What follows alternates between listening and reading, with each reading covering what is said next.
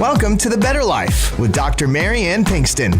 Join Dr. Pinkston today as she teaches you how an integrative approach to health, combining holistic and contemporary medical information, can lead you to the better life. And now, here's your host, Dr. Mary Ann Pinkston. Hello, everybody. Welcome into The Better Life with Dr. Pinkston. I am Dr. Mary Ann Pinkston, and welcome in. I have as always, I've got, I've had this last year and a half of some fantastic guests, but today I have somebody really special because I've seen her talk. I went through the Women's Chamber. We had a huge leadership event, trying to help women in the city, gather their leadership potential and move it forward.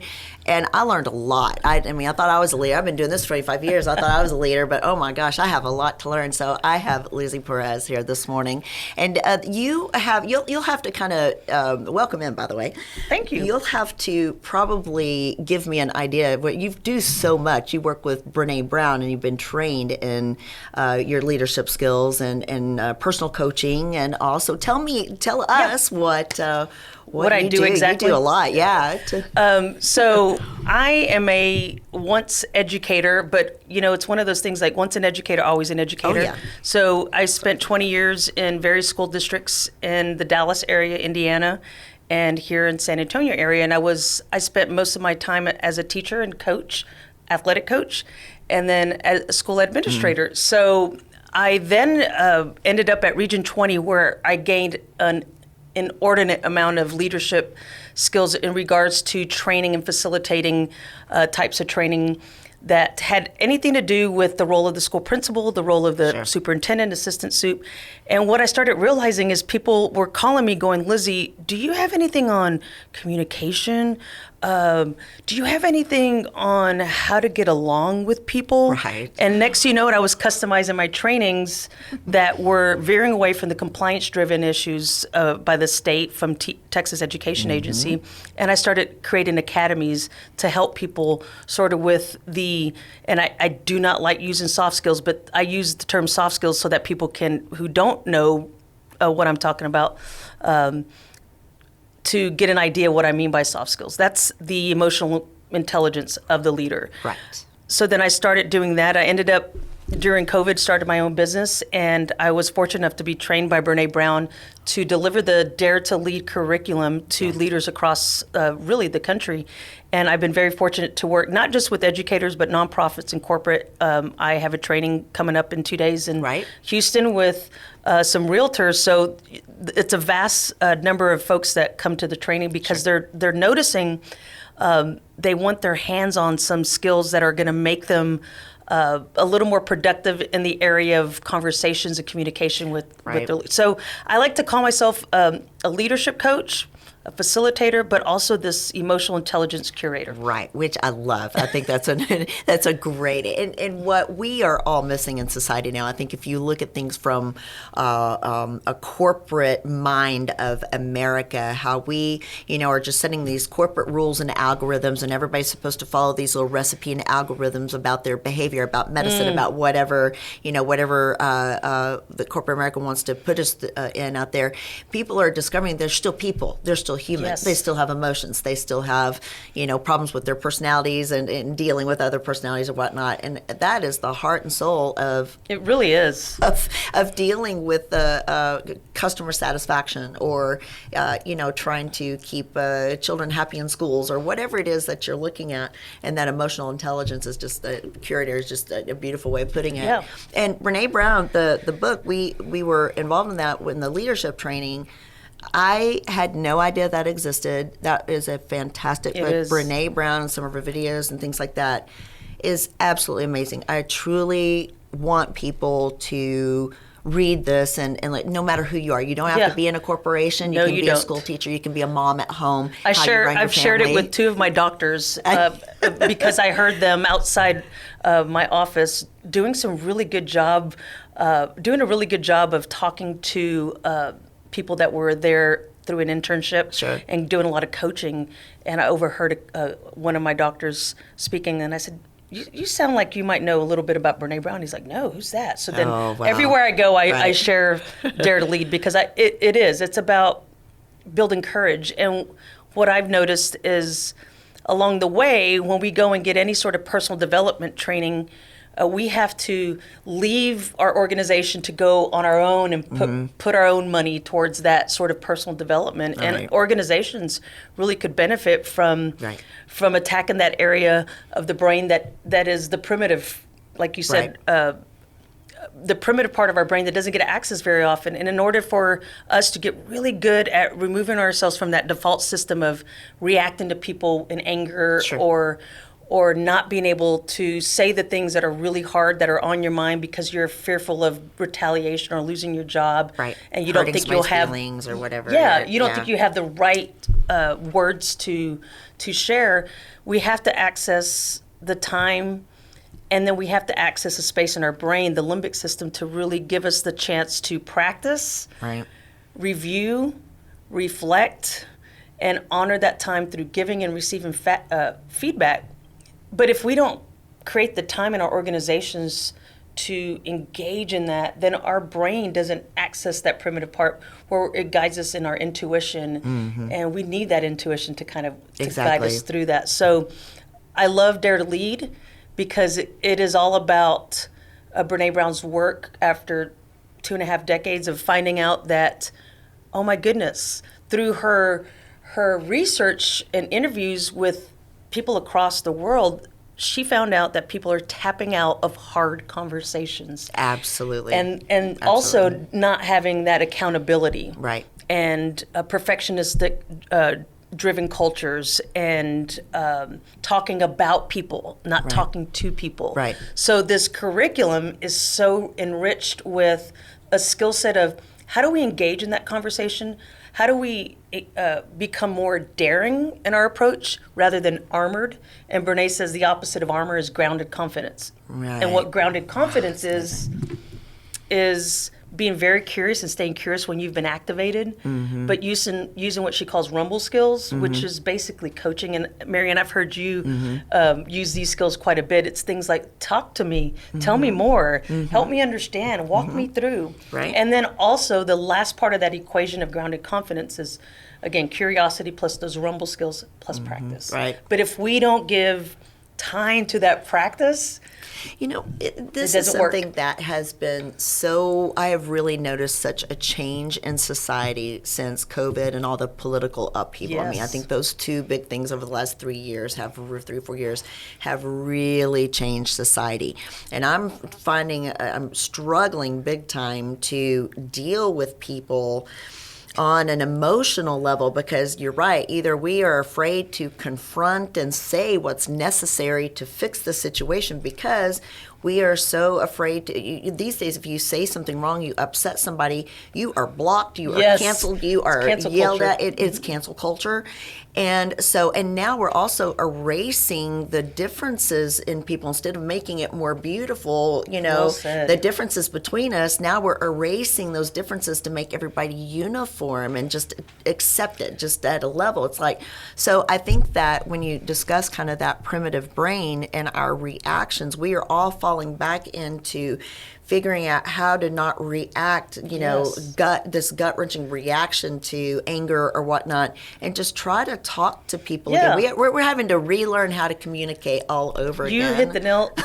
You really did. You hit the nail on the head. And I was in a training a couple days ago, and a participant said, "Oh, I wanted to tell her this, but I just said, nah, I better not." Right. And I said, and what this work is trying to get you to do is to go ahead and not resort to the, oh, I better not, but just say what's on your mind. Because if we have enough of what Brene calls rumbles, and rumbles are just a really engaged conversation where you and I will commit to sticking it out. Sticking it out. There you go. Sticking it out. And if we can commit to that, and I can just simply say, hey, Marianne, you said something that really activated something in me. I don't know what I'm feeling right now, but I might need a little time out to step away because something's going on. Yeah, you even if triggered I don't something know in there. You triggered something, but even if I don't know that emotion, right?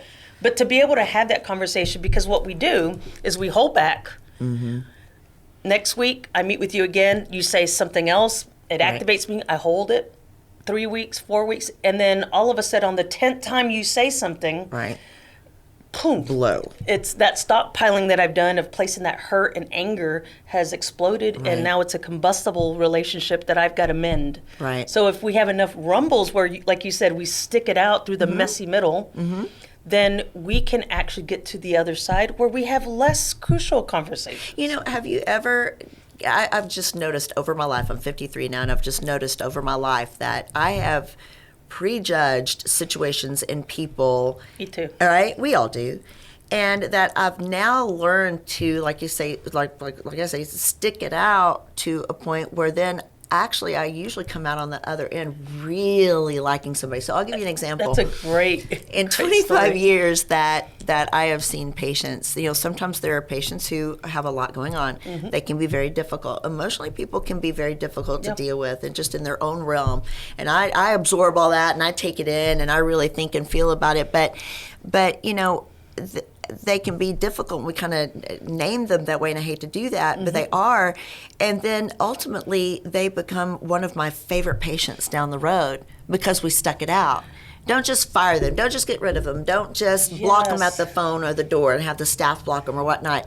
Get them in, deal with the situation, open it up, figure out what know- my issues are, what their issues are, and ultimately, they're my favorite patients in the I long love run. that you brought that into the conversation because it's I like to call the synchronicity because I'm reading currently Amy Gallo's book called Getting Along. It's a great book, and she had just placed on Twitter yesterday, so this works really well. And sometimes we label people as difficult people, but it could be our own biases, Sure. right? And you just talked about, well, you know, they could be difficult, but I stick it through, stick it out.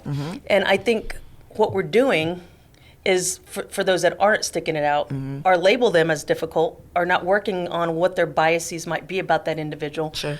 But when you stick it out and you actually have that conversation, you'll realize that that individual on the other side isn't necessarily difficult, right? There's Right. something that they've been activated by. There's something holding them back. They got an armor on. You just have to get underneath There that and you find the go. real person in there, you know. And if you're the in real grounded relationship. confidence and they're in armor, we can dismiss ourselves from having that conversation because we don't want to keep them armored. Or we can use those rumble skills we talked about and say, gosh, I notice there's some emotions wrapped around this. I really would love to hear more about what you're feeling.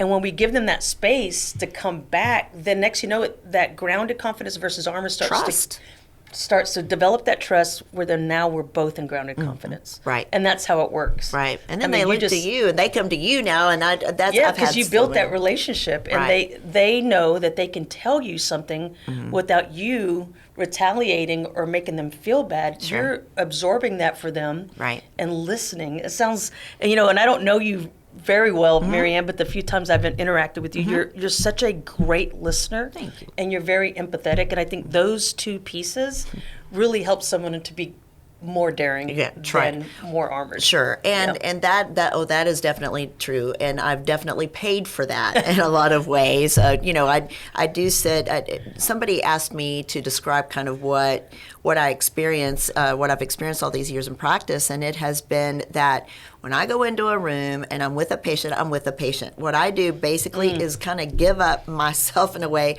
step into their shoes, try to feel what they feel, think what they think, understand what they understand in that 10 or 15 minutes. But I do it every 10 to 15 minutes for, 8 hours a day. All day long. Right? 5 days a week for 25 years now. And, by the end of the day, it may not be a very physical job, but by the end of the day, I am an emotional wreck because I have absorbed, 25 different people's, emotions and difficulties and whatnot, just trying to figure out where they live to figure out a solution for them. And I think that is the heart of empathy. I think that's what Absolutely. people do when You they're just very defined it. empaths, right? Yeah. So you step into other people and you absorb their energy. So that's fine and great. But what happens after a while, you burn out, you get really fatigued, and so then you have to, turn around and undo that because then you start reacting to things. You start Yes. automatically judging people, and so anyway, you become armored. So you're empathetic for a long period of time, and then you become armored on top of that. That's a great point. And I think what that alludes to is a little bit of Brene Brown's section when we get to the curriculum and we're further down the curriculum, we get to what she calls braving trust. And she talks about the fact that we overuse the term trust, and it's such a large, sweeping word that we can activate people by saying things like, I don't trust you. The next you know it, they shut down. Right. But if we can get granular, and she gives the acronym BRAVING, which the B stands for boundaries. And then it's reliability, accountability, vault, integrity, non-judgment, and generosity. Okay. But that B, let me tell you about that B. That boundary part is so hard, and you can bring culture into that, you can bring race into that, you can bring sexual orientation, religion. There's a lot of reasons on where we're not good at boundaries or that we're really good at Or boundaries. over good at boundaries. Right. And so it's to be able to say, here's what's okay and here's what's not okay. And if we get really good at explaining to ourselves first, because we got to be able to get in our head and go, okay, am I going to allow for this or am I not? And then sharing that with the people we love, with our patients, with our clients, with our family members, because sometimes that's the hardest. That really is. When we get good at that, Yes. we will most likely find that our own people we love don't understand us very well and think Right. we're being dismissive and we're actually being mean. Right. When we're actually being very loving to Right. protect our time, to protect our hearts so that we can be better for self Right. and others. And it is a practice, and it's really hard. And again, the gift of the empath, if we're not careful as empaths and we don't place those boundaries, we can be Absorb reduced to way too- compassion fatigue. Yeah, absolutely. Compassion fatigue. Oh Yeah. my goodness, absolutely. That is well put. So I'll tell you what, I'm going to give. Did I tell you that 17 minutes was going to go really fast? That was great. So I'm first of all, I'm going to have a lot of information about Lizzy, about Brene Brown, about the book you mentioned, Amy Gallo, Okay. Gallo. Be sure I get that and I'll put all that Yep. and just information like that for everybody on the website this weekend. It will be on drpbetterlife.com. And need to say a few things about Pinnacle Clinical Research, who has been a great sponsor of mine this year. And so I want to give a phone number for you guys to go get your free fibro scan. You've heard me talk about it a lot of times. This is for the anticipation of liver failure. See if you have any liver damage. And it is 210-529-7978 here in San Antonio. Schedule that for free. It takes 3 minutes. You get to talk to a GI doc who can tell you about your liver and what's going on if you are concerned. And so we will come back on the other side and talk more with Lizzy about compassion fatigue and boundaries and skills and how to deal with this changed society that we are all living in these days. We'll be right back. Fatty liver is linked to two different situations, alcohol and diabetes or obesity. In both cases, patients can have no symptoms. In the United States, and in particular, Texas, the most common cause of liver disease in general is non-alcoholic fatty liver. Again, associated with overweight, obesity, and/or diabetes. Additional risk factors include high cholesterol, high blood pressure, Hispanic ethnicity, and postmenopausal status. At Pinnacle Clinical Research, we offer a quick, non-invasive ultrasound-based screening assessment called FibroScan. This test is done at no cost to you, and we do not take insurance. The test will measure the fat and stiffness in your liver and stage your risk and development of fatty liver disease. You will meet with a provider immediately following your scan to go over your results. If you're interested in getting more information on your liver health, please call 210-982-0320 and schedule your FibroScan today. We are conveniently located in the Medical Center at 5109 Medical Drive.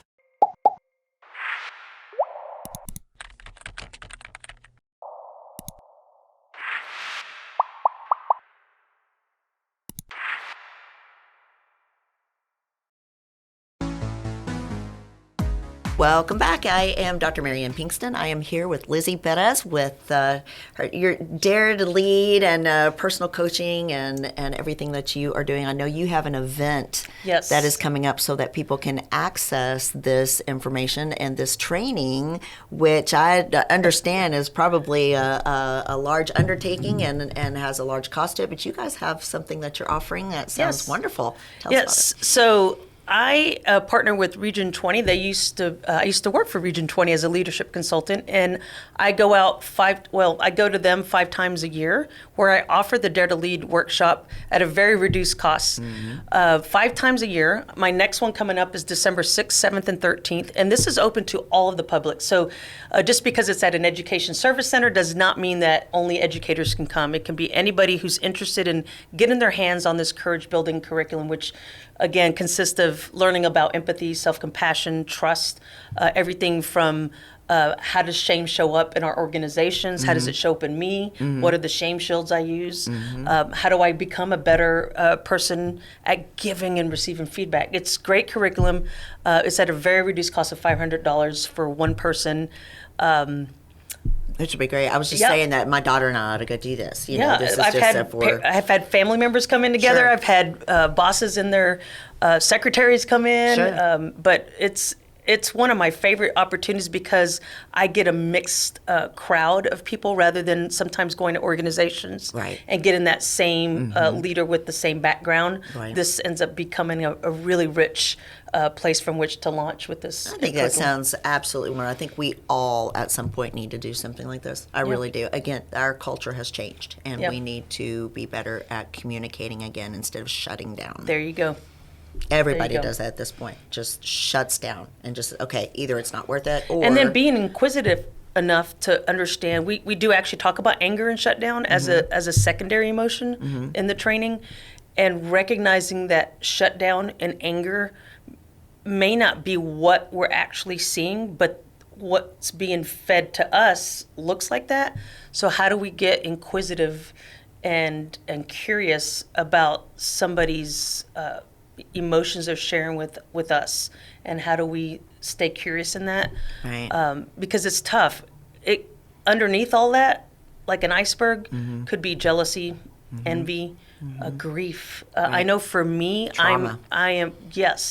my grief shows up to others in anger. Sure. And I've had to continually work on that so I don't, when I think about my childhood and how young I was and how I was so quick to anger, and I would kick a window. I still remember moments where I broke a window when I was young, throwing tantrums, trying to get attention because I was so mad. Having to work through that over the course of my lifetime to decrease the space between, or increase the space, between the stimulus and the response has been my life's work on... I think it's everybody's life work. It is. Some people are innately good at it, and I don't know how. They may just be cold or narcissists on sleep, but I that's don't know. Part of it is so then you either get the little Lizzy who would kick windows and cry on the floor, or you get the person who looks so stoic and with no affect. Fake it till you make it, tough girl. And they are coming across the people as like, they have their stuff together, everything looks great, but in actuality, they may be doing more harm because they're not releasing in any way. So how do we stay curious? That's really what it comes down to. Wow. Yeah, and gain the skill set and practice the skill set, because we talked about how here's something really great, or here's something that's happening throughout our world. What do we do about it? What we do about it is we practice things like the Dare to Lead curriculum. We practice things like the mood meter from Mark Brackett's work. He wrote the book Permission to Feel. We practice that skill set so that we get good at listening, staying curious, so that our default system... Yeah, and you practice it on everybody. You practice it on the lady at the is checking you out at the grocery store. You check it out with the guy at concierge, or you do this with, you and I sitting to, or, you do this with your family. You do this with the patients. You do this at work. You do, all day long we do that. And it's practice, practice, practice. Absolutely. But you got to do the internal work. That's got to do the internal because work. Our default system, and we tell people this, like, I only lived, I was fortunate enough to have parents and not, necessarily grow up in a home where I didn't have a mom and dad. I had mom and dad, and I had a large family. There was 8 of us, and we can easily think about those 18 years, how incredible, like I'm 52, 18 years of last living at home, that was 30 Right. years ago. Right. How does that take over our lives when I'm like 34 years is longer than 18, but my default of my first, in utero to 18 years old is taken over. But we got to practice. That's where you were. That's where you learned your initial skills, and to undo all of that is intense. It to is. say the very least. So, wow, I have enjoyed having you on. We're probably going to have to do this again. I think we've got more to talk about. We sure so if do. you will, please do. Sure. I appreciate you having me. You're It's been a very, pleasure. very, very welcome. So she's got this event coming up. I am going to have all of that on the website. Please go to drpbetterlife.com and look up all the information on Lizzy and what she is doing in her event. All these books we've talked about, I'll have all of this on there. And everybody, I hope you have a wonderful week. Join us next time. Thank you again, Lizzy. All Thank right. you. Have a great week.